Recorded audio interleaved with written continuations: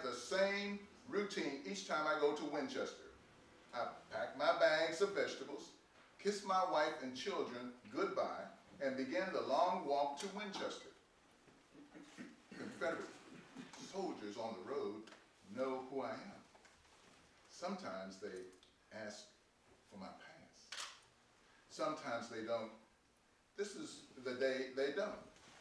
I always nod to them as I go by. When I go to Winchester, I unload my vegetables on the table to sell. I noticed 2 Confederate soldiers hanging around the table. They seem like they want to ask me something, but they step away when they see other Confederate soldiers walk by. I always sell my vegetables, all of them. I know my wife will be pleased. I see the same 2 Confederate soldiers staring at me across the road. I pay them no mind and begin to head home. Later that evening, I hear a knock on my door. It is the same 2 Confederate soldiers who were at the vegetable table. I step outside, not knowing what I had done. They tell me not to be frightened. They explain how they are scouts for the Union Army. They said they wear Confederate uniforms as part of their strategy to get information about the locations of the Confederates. They tell me how they have been watching me and how they know I had a pass to come into Winchester at least 3 times a week. They apologize to me if they had frightened me in any way. They tell me General Sheridan wants to meet with me tonight. It is of urgent importance. I don't know what to do. Can I trust them or can I not? I go with them to meet with General Sheridan. They take me to a place called Mount Pope Farm. It is not too far from the cabin. General Sheridan speaks to me in a very kind way. We sit down on an old log in front of some tents. He asked me if I knew Miss Rebecca Wright. I said I did, but I could find out more about her. General Sheridan persuaded me to take a note to Miss Wright tomorrow. It was urgent for her to reply as soon as she could. He wrote the note on tissue paper, and then he put it into a small piece of foil. I was instructed to carry the foil in my mouth. General Sheridan told me to swallow it if I were searched by the Confederate troops. I go home and tell my wife what General Sheridan wanted me to do. I tell her it was worth our freedom. She knew what had to be done.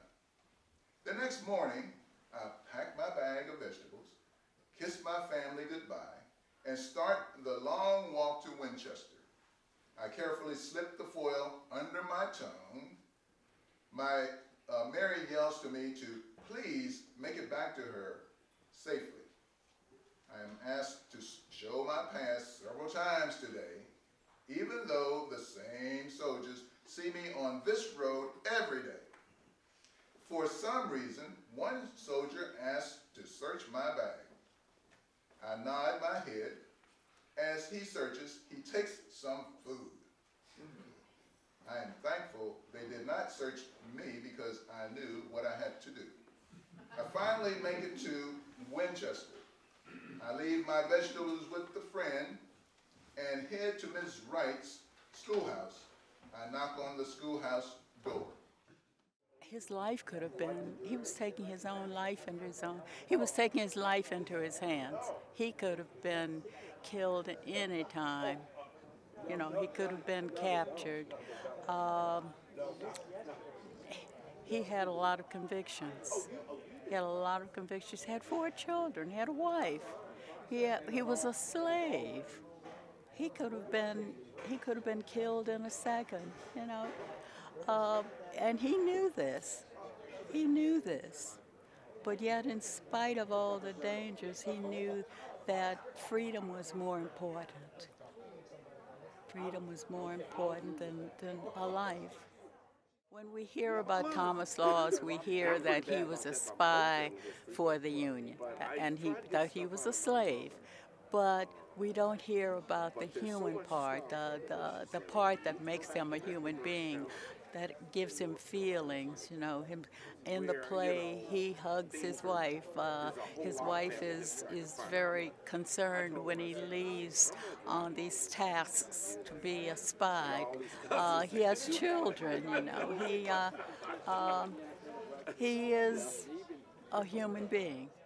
I would definitely like to see the play presented in the schools to the high school students and to the middle school students because they need to understand that